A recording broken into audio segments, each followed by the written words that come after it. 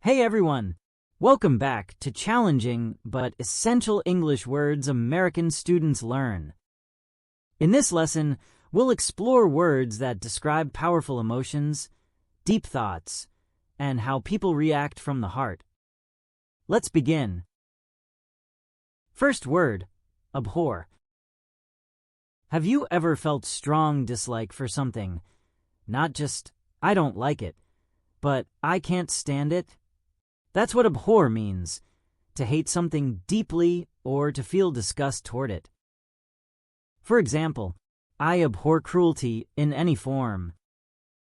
She abhors lying and expects honesty from everyone. You might also say hate, despise, or detest, and the opposite would be admire, love, or respect. The noun form is abhorrence, meaning a feeling of disgust or deep hatred. For example, he spoke with abhorrence about the use of violence.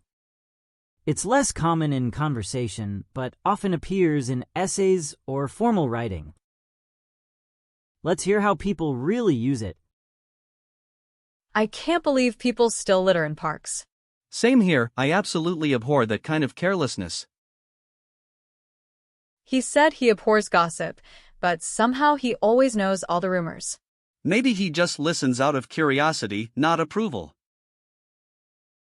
I used to abhor exercise, but now it's my favorite stress relief. That's what happens when something you dread becomes something you value. Abhor is a strong word. It's not just dislike, it's rejection from the heart. It reminds us that knowing what we truly can't accept helps define what we truly stand for. Second word, affable.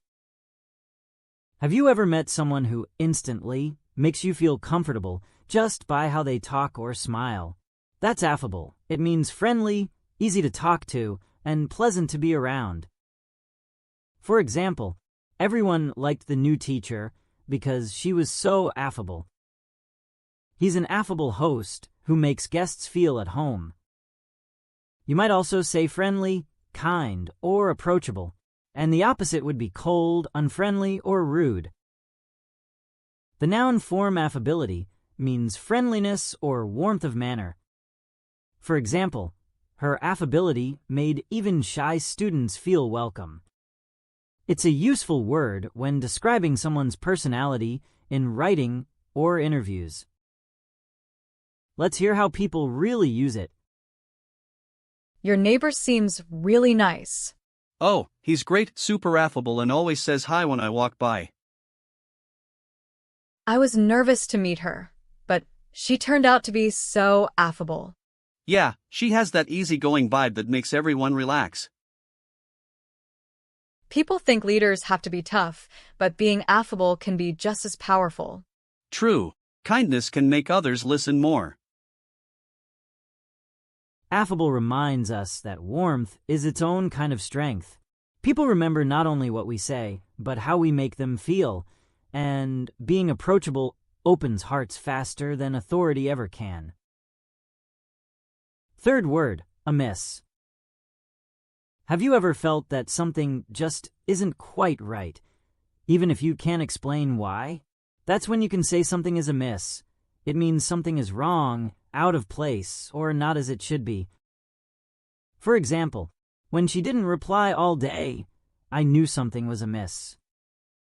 The teacher noticed that a few numbers in the report looked amiss.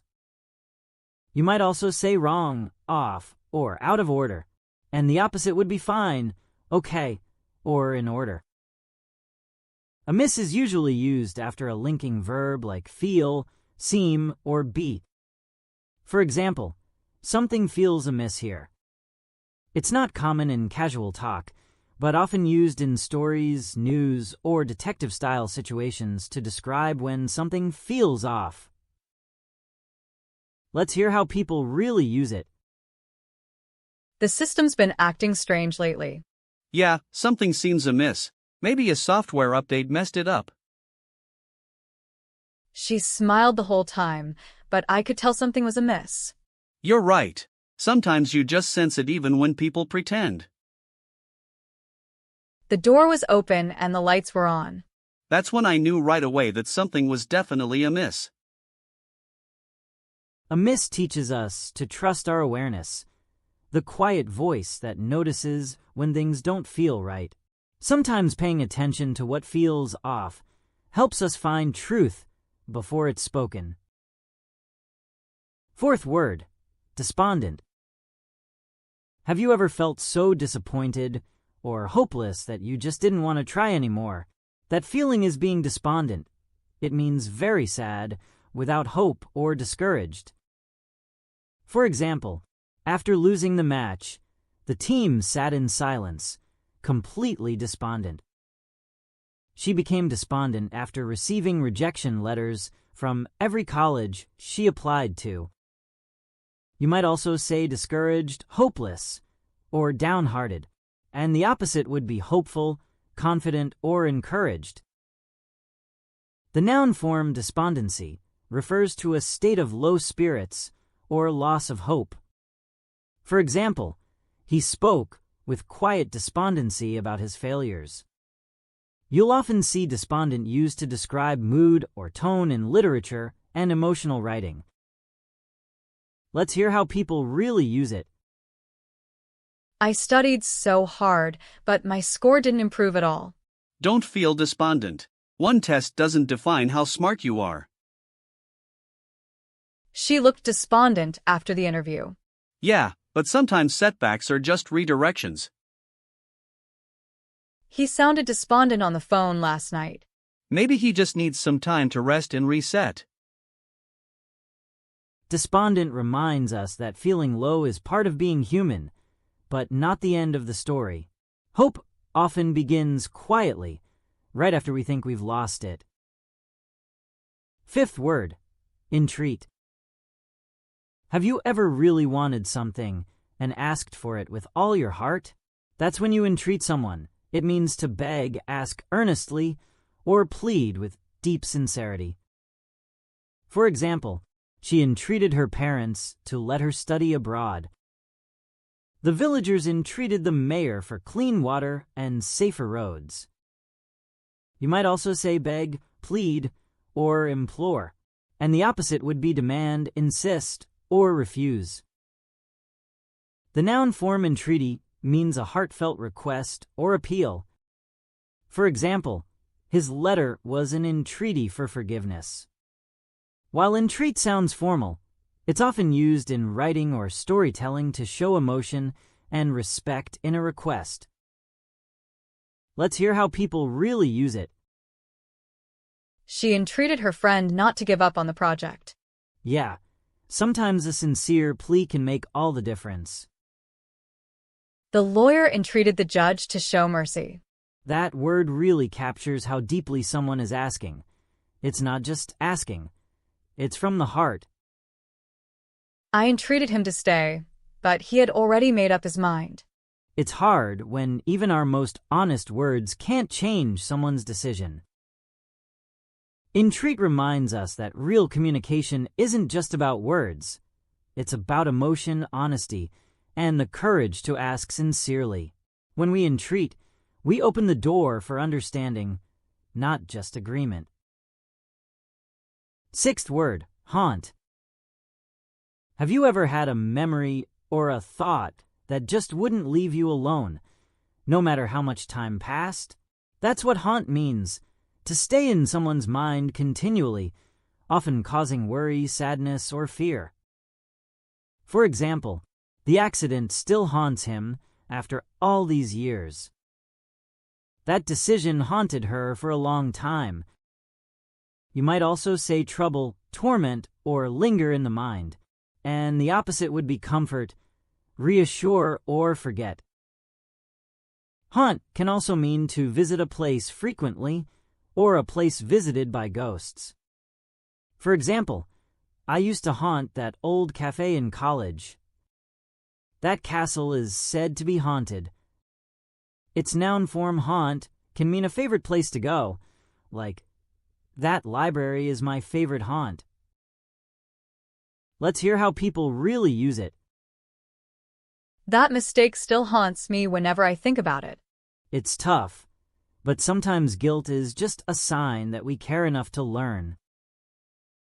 This song haunts me. I can't stop thinking about the lyrics. I know what you mean. Some melodies just stay in your heart. He said that old house is haunted. Maybe it's just full of memories that people never really let go. Haunt reminds us that some things, memories, feelings, even places, stay with us for a reason. They return until we understand, forgive, or finally move on. 7th word, impel. Have you ever felt such a strong reason or emotion that you just had to take action? That's what impel means, to drive or push someone to do something, often by inner force or feeling.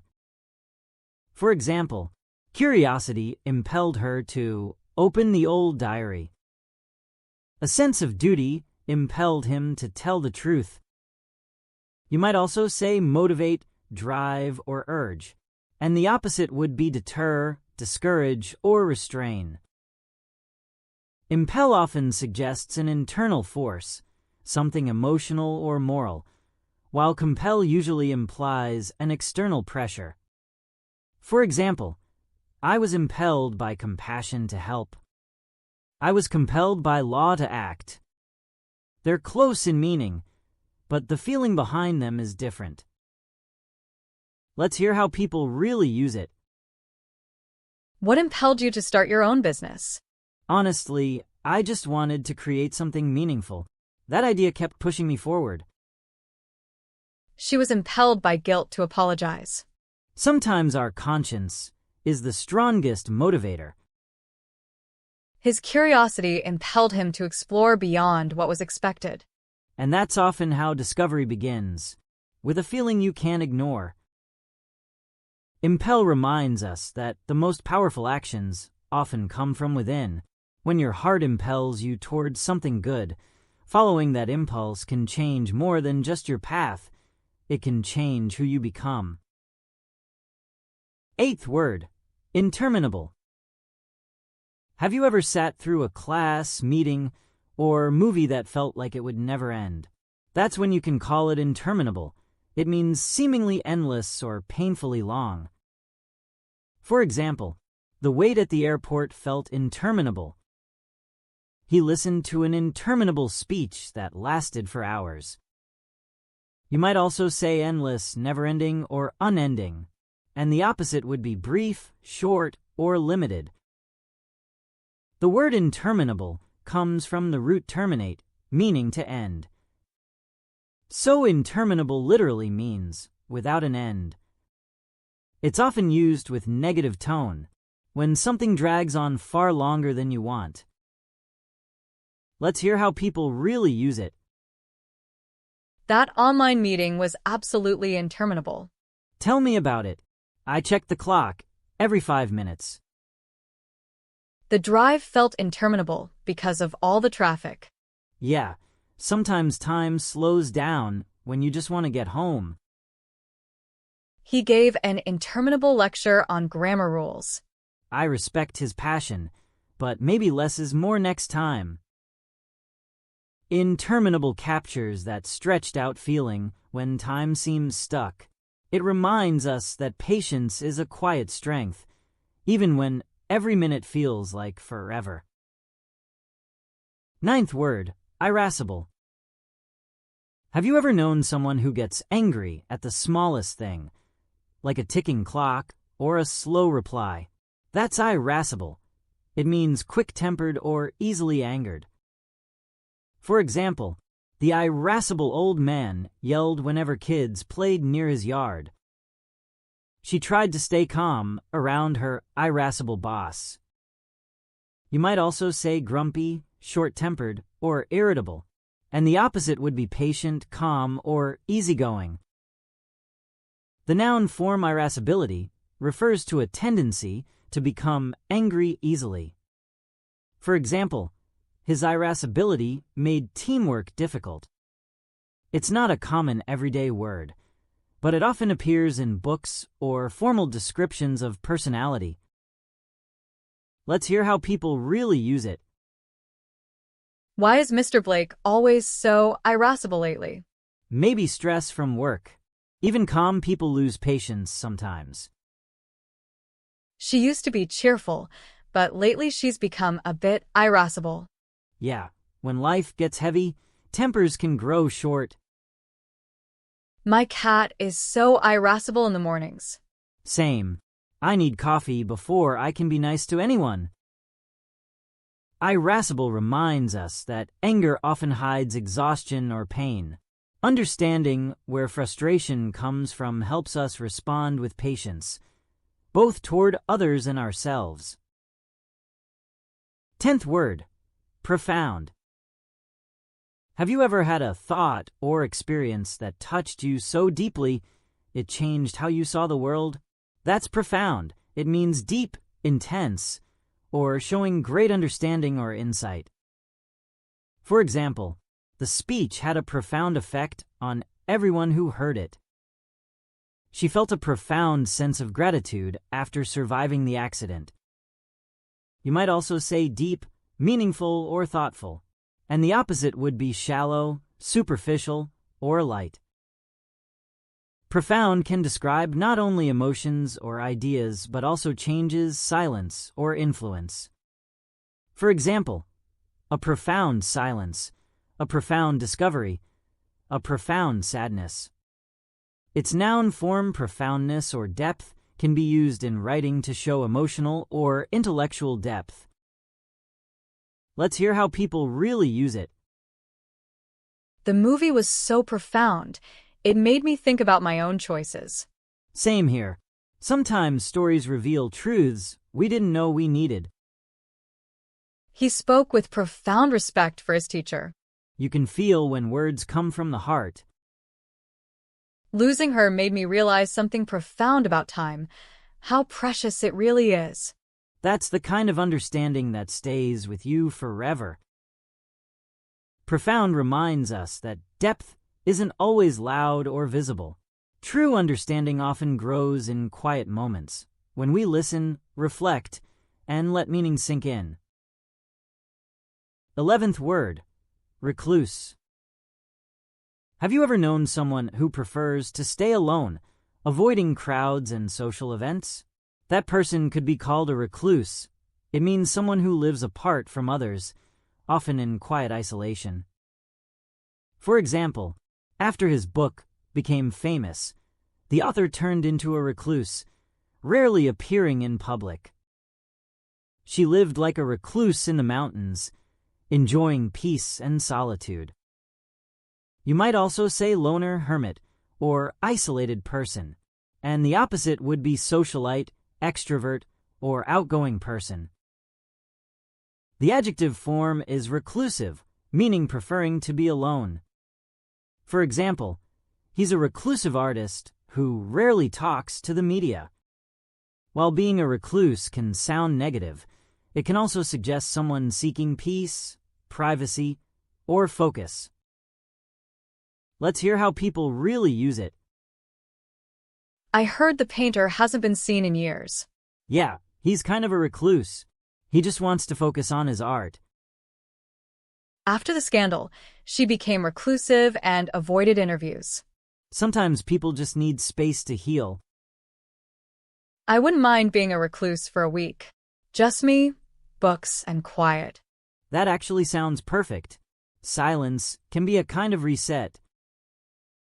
Recluse reminds us that solitude isn't always loneliness. Sometimes stepping back from the noise of the world helps us hear ourselves more clearly. 12th word, reverberate. Have you ever shouted in an empty room or a canyon and heard your voice echo again and again? That's what reverberate means, to echo or resound repeatedly, or to have a lasting effect like an echo. For example, the sound of laughter reverberated through the hall. His words reverberated in my mind long after the conversation ended. You might also say echo, resound, or ring out, and the opposite would be fade, die away, or disappear. Reverberate is often used both literally and figuratively. It can describe sound or emotions and effects.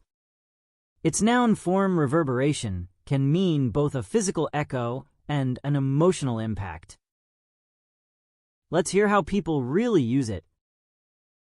The church bells reverberated across the valley. That kind of sound makes you stop and listen. It fills the air. Her words about kindness still reverberate in my heart. The best messages are the ones that stay and echo inside us. The news reverberated throughout the city. Yeah, some stories spread far beyond where they start. Reverberate reminds us that words and actions have echoes. What we say or do today can resonate long after the moment passes, sometimes in ways we never expect. 13th word, sage.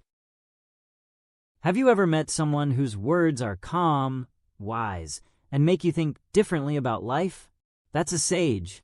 It means a wise person, often respected for experience, knowledge, and good judgment. For example, the old professor was known as a sage whose advice helped generations of students. People came to the village sage for guidance and comfort. You might also say wise person, mentor, or philosopher, and the opposite would be fool, novice, or ignorant person. Sage can also be used as an adjective meaning wise, or showing deep understanding. For example, she gave me sage advice before my first job interview. Let's hear how people really use it. My grandfather isn't rich or famous, but he's truly a sage in how he sees life. Sometimes real wisdom comes from quiet, ordinary lives. She gave me one sage piece of advice. Be kind even when no one's watching. That's something worth remembering forever. He always listens before he speaks. That's what makes him a sage. Wisdom starts with silence. Sage reminds us that wisdom isn't just about knowing. It's about understanding, patience, and compassion. The wisest voices often speak softly, but their words echo the longest. 14th word, tirade. Have you ever been in a situation where someone started talking angrily and just wouldn't stop? That long, angry speech is called a tirade. It means a burst of harsh, critical, or angry words spoken at length. For example, the coach went on a tirade after the team lost the game. She launched into a tirade about how unfair the new rules were. You might also say rant, outburst, or lecture, and the opposite would be praise, compliment, or calm discussion. Tirade usually describes a one-sided explosion of emotion, someone talking at others, not with them. It often appears in stories, articles, or news to describe heated reactions or public criticism. Let's hear how people really use it. The teacher went on a tirade about students being late again. Oof, that must have been awkward for everyone in the room. He gave a 10-minute tirade about slow internet. I mean, we've all been there. But 10 minutes?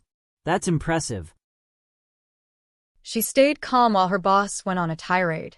That's strength, responding with silence instead of more anger. Tirade reminds us that words can either heal or hurt. Anger can be powerful, but wisdom knows when to speak, and when silence speaks louder. 15th word, tremulous. Have you ever tried to speak while you were so nervous or emotional that your voice started to shake? That's tremulous. It means shaking slightly because of fear, weakness, or strong emotion. For example, her voice was tremulous as she gave her farewell speech. He reached out a tremulous hand to pick up the letter. You might also say shaky, unsteady, or quivering, and the opposite would be steady, confident, or calm. Tremulous comes from the same root as tremble, It can describe both physical trembling and emotional fragility. For example, a tremulous smile can show nervousness, sadness, or even deep affection, all at once. Let's hear how people really use it. Her voice was tremulous when she said goodbye. Sometimes love and sadness live in the same breath. I saw his tremulous hands as he held the medal. That moment meant everything. You could feel the emotion. The candle flickered with a tremulous light. Beautiful and fragile, just like most meaningful things in life. Tremulous reminds us that strength and vulnerability often walk together. A trembling voice can still speak truth, and a shaking hand can still show courage. Great job! You made it all the way to the end of Lesson 4. You've just learned 15 more challenging but essential English words, the same ones American middle school students study to describe feelings, thoughts, and deep emotions. In this lesson, you explored words that express what happens inside, when people feel joy, anger, hope, or fear, and how those emotions shape their behavior and choices. Each of these words helps you not only build stronger English, but also understand yourself and others on a deeper level. So don't just memorize them. Listen for them in movies, books, and conversations. The more you recognize these words, the more you'll feel their meaning come alive.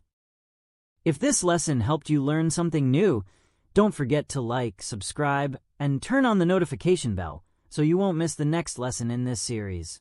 And if there was a word or example that really spoke to you, or if you have ideas for future topics, please leave a comment below.